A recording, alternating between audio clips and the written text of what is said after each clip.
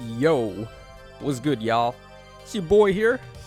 Very late in the night, we're back for a Datamine video in Fire Emblem Heroes. I don't know what the deal is with them dropping these Datamines so late. Like, can't they pick a more reasonable time? People have to go to bed, man.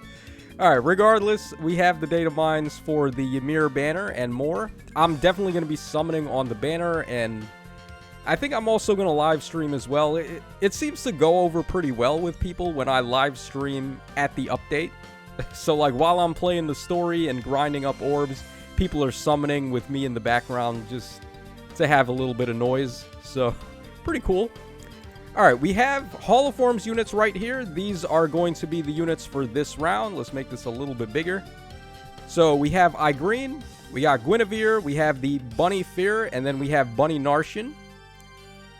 Not really the craziest selection. Guinevere, actually, I really like Guinevere still to this day. She's one of my favorite released units, and I really like the way that her kit actually works, where she's got effective damage on tomes. She has a plus 7 HP recovery to herself and allies in 2 spaces, and she gets a whole bunch of attack and res. So she's a pretty solid mage tank, but see, with the advent of save skills and all the other nonsense we've been getting, there's really not much point in running a dedicated mage bait. Might as well just run an armor bait with far save that can tank mages as well. Ygritte is pretty good. Unfortunately for me, I never really got to use her when she was good because I never actually managed to pull her. As far as red bows go, she's got nothing on duochrome, sadly. But Ygritte can still perform pretty well. She has -1 special trigger, I believe. She has special spiral built into her kit, so probably pick up something better in the B slot if you were to form her. You'd be able to get Deadeye on her. I think the Smoke 4s are in Holoforms now as well, so you could get Speed Smoke 4 or Attack Smoke 4 on her if you wanted. There's definitely some pretty good skill options to pick up on basically all of these guys here if you wanted to go for somebody. Bunny Fear, I can't really think off the top of my head when she's slated to get her refine. Who was the last seasonal unit that got a refine? Was it Bride Fiorm, I think? From the update where we got Roy's remix. So, Bunny Fiorm was what year? Or Bride Fiorm was, man, what year did she come out? I can't remember. I think Fear was the following year, though. The spring banner on the year after Bride Fiorm. So, I don't know exactly when this Fear is going to get a refine, but it should be in a couple of months from now. So, maybe deck her out pretty well if you want. If you really like her, she is a very adorable unit.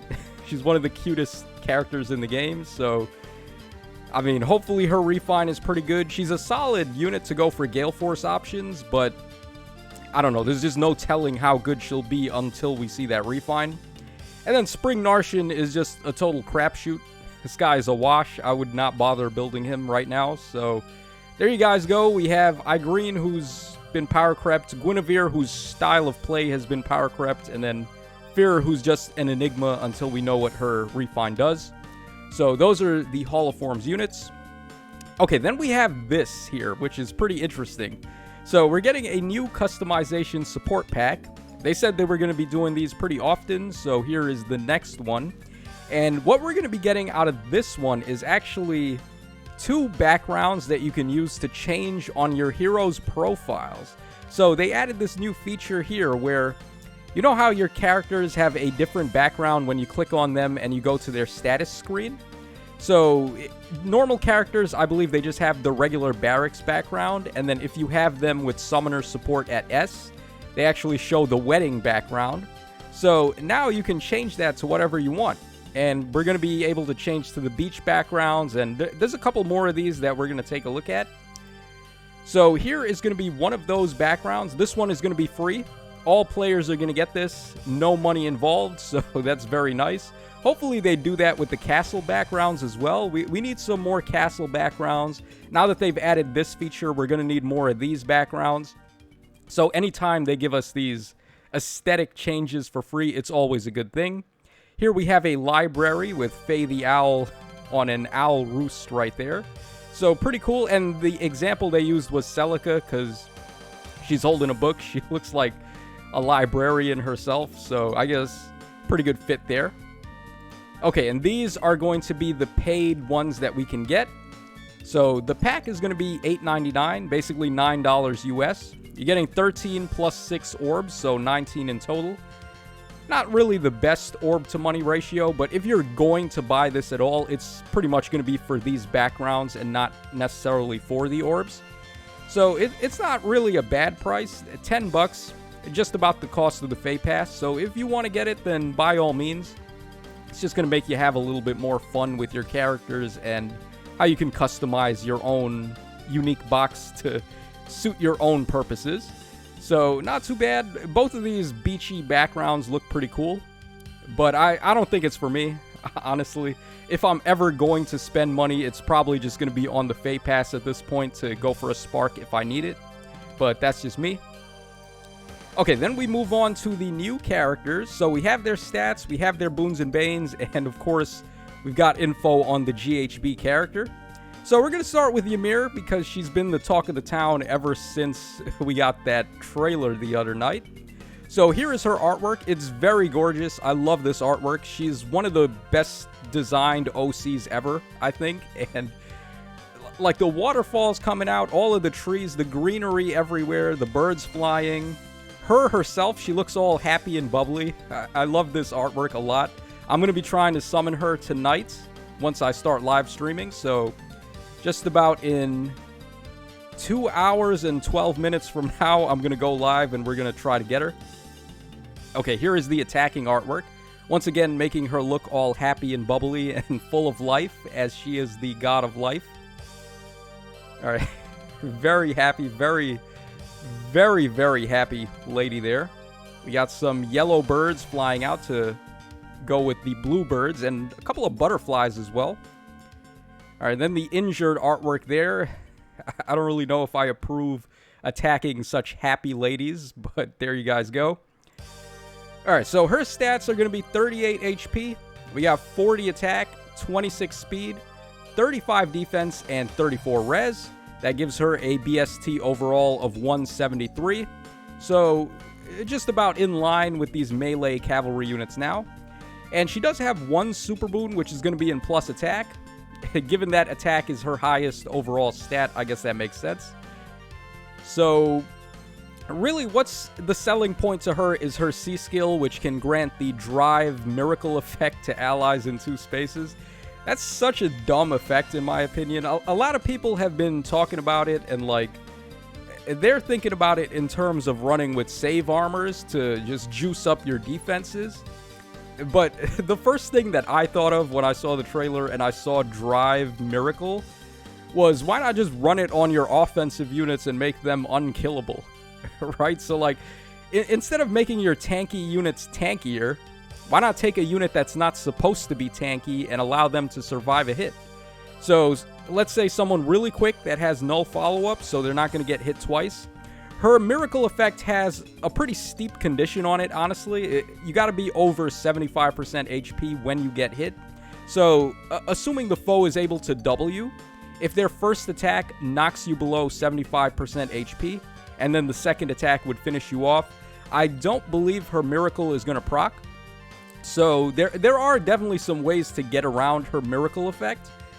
However, like I said, fast units with no follow-up that you're probably not going to be able to double attack, and if they're at full HP, they're pretty much going to survive anything. So to me, the true power of her drive skill is going to be when used in tandem with your offensive threats, as opposed to your defensive ones. Just some food for thought there. All right, let's go ahead and move on to Celica up next. I actually really like the design of this Celica. She looks pretty happy there, to say the least. And here's her attacking artwork. They gave her a different color scheme. She has like a similar outfit to the OG Celica, but they made her green instead of red. All right, here is the special attack artwork. This one's a little bit bland, honestly. I'm not really a fan of the effects coming out, like the magic surrounding her there. It doesn't really look as good as some of the other special attack arts. And then there we have the injured artwork. Not really showing off too much. Celica's a very modest gal. So we got 40 HP, 43 attack, 42 speed, 21 defense, and 25 res. That gives her a BST overall of 171. And she has 2 super boons. One of them is in plus speed and the other's in plus res. They couldn't just give her plus attack to even her out a bit, but I guess whatever. We'll take the plus speed for sure. Now, Celica has a built-in miracle effect as well.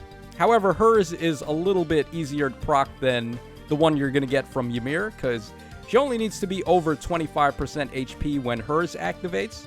So it's more likely if the enemies are able to double her. The first attack might not knock you below 25%, and then the second attack you will be able to use your miracle effect there. So hers is a little bit better, but that being said, it's only on her, whereas Ymir is just giving it to your whole damn team, which is so stupid. Okay, next up we have sweet baby sis over here. So the last of the Valentian White Wings, we got Est. Alright, here is her attacking art. And then we got the special attack art. I really love the color choices here. They went with some pastel colors, so given like an Easter theme almost. Alright, then we have the injured artwork. Okay, so Est is going to have 35 HP, 41 attack, 38 speed, 25 defense, and 37 res. And that gives her a BST of 176. And then she's got 3 super boons in HP, attack, and speed.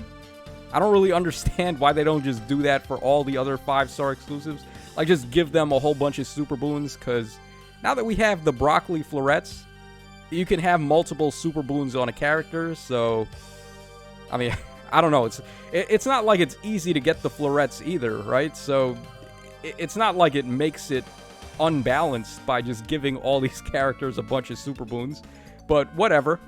So Est, she seems pretty solid. She's not necessarily a bad unit. She does everything that you want a unit to do right now, which is all stats of 5. She's got Canto. She has bonus damage, and then she has damage reduction. So all of those things, very good effects, very common effects. But she doesn't really do anything unique to herself. So that's one thing that I guess you could say is a downside to this Est. Okay, then we have Kamui up next. So here is his artwork. I don't know why his eyes are closed. Who does this guy think he is? Brock from Pokemon? Alright, there's his attack, his special attack artwork. I like the glow there coming out of his sword.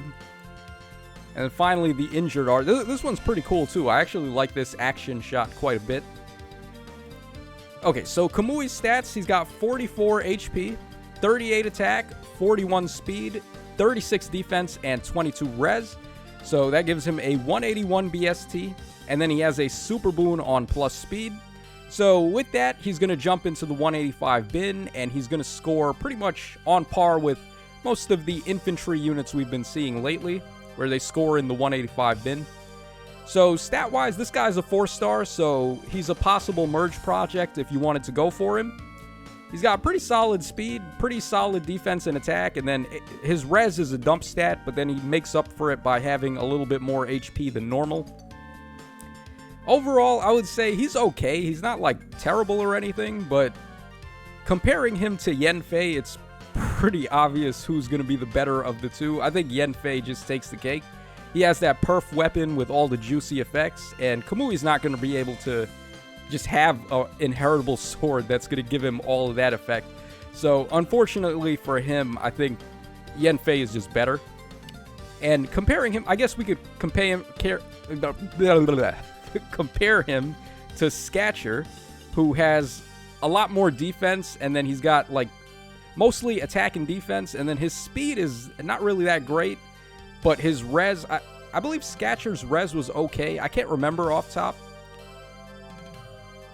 What was Scatcher's res, huh? I'd have to double check that, but we also got the Leon from Summer Banner 2. He's got a lot of defense and res and a lot of attack, so there's a whole bunch of options to go for these infantry sword merge projects. If you want to mix and match, pick the one that has the stats that you prefer. This is just another option for that. Okay, then we have Atlas. Okay, there's actually quite a lot to talk about when it comes to this guy. So, first and foremost, his artwork is pretty good. Showing off the abs, always gotta love that.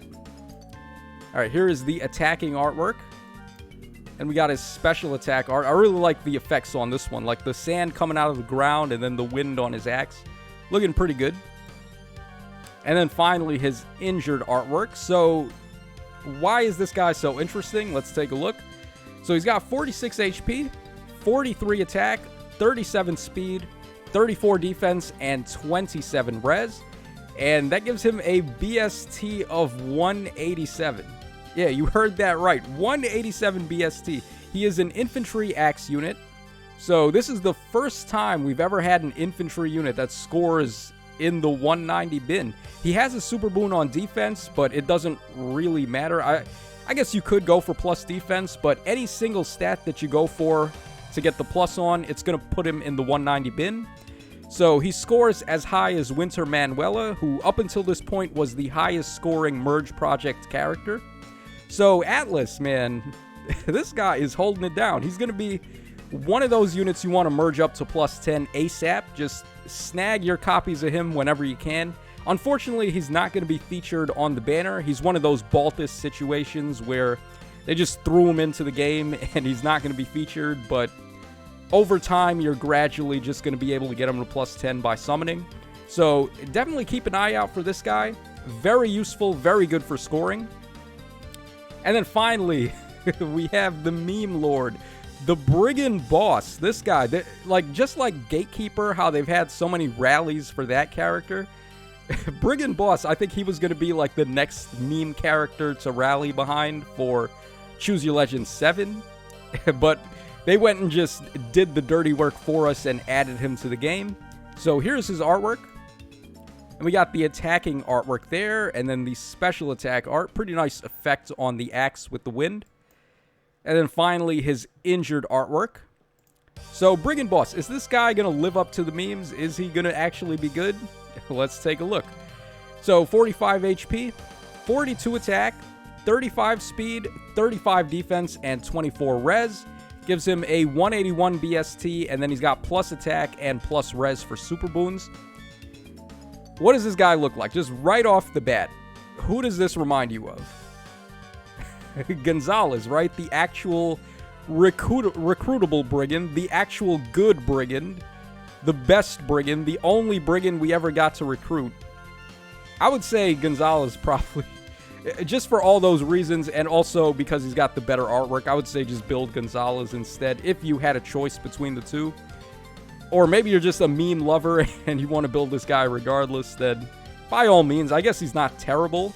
He does score solid enough at 185 if you give him a boon.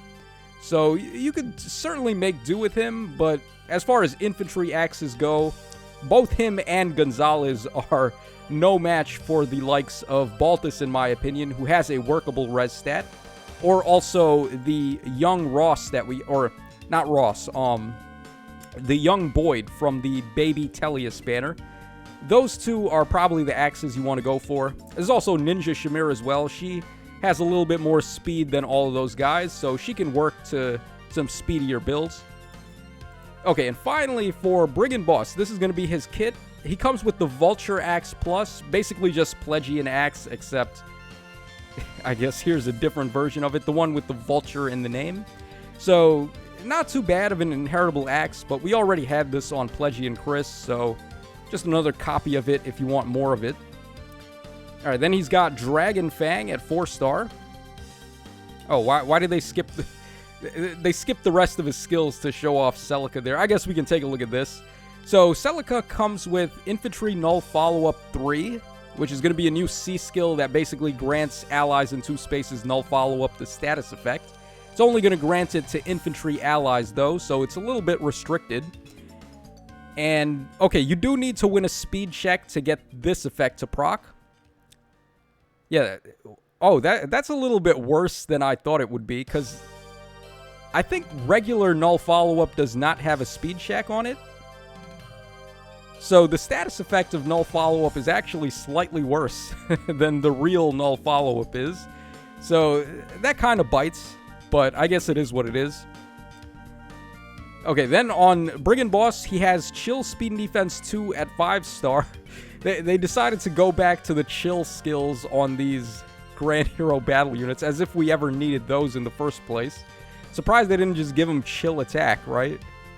Okay, and then we have attack smoke 3 at 4-star. Like, hip hip hooray. We have more attack smoke fodder. As if we didn't have Kaze in the game for years now. Alright, and then Kamui, he has speed and defense ideal 3 at 4-star. That's probably the better of the two skills to get. And then he also has attack and defense 03 at 5-star. Oh, actually, you know what? We are going to eventually start getting the Oath level 4s more frequently. So we're probably going to get attack and defense Oath 4 at some point. Maybe that would have been better to have at the 4-star skill than speed and defense ideal. Because I don't really think too many units want speed and defense ideal 4. Whereas attack and defense Oath 4, I think, would probably be a little bit more beneficial. So they got these a little bit flip-flop there, but I guess it is what it is. Okay, and then for Atlas, we have Stout Axe Plus. What does this one do again? Or 50% DR on the first attack if the enemy can make a follow-up. So it's basically the same thing as the lance we saw from the Dancing Eldigan, except this one's an axe. Alright, then he's got Soul as well. And he comes with Earth Boost 3 and also Threaten, Attack, and Defense 2. The double Threaten is nice if you're trying to get Menace, Attack, and Defense. So, not too bad. And that pretty much covers everything for this data mine. Let me know in the comments what you guys think about all of this. And like I said, I am going to be live streaming on the release of the banner. We're going to play the story. We're going to enjoy the story, see what's going on with Emblem and Veronica. And then we're going to hop over to the banner and we're going to do some summons. So that's all for now. This your boy Tacho signing out. Hope y'all enjoyed it. And I'll catch y'all again in 2 hours.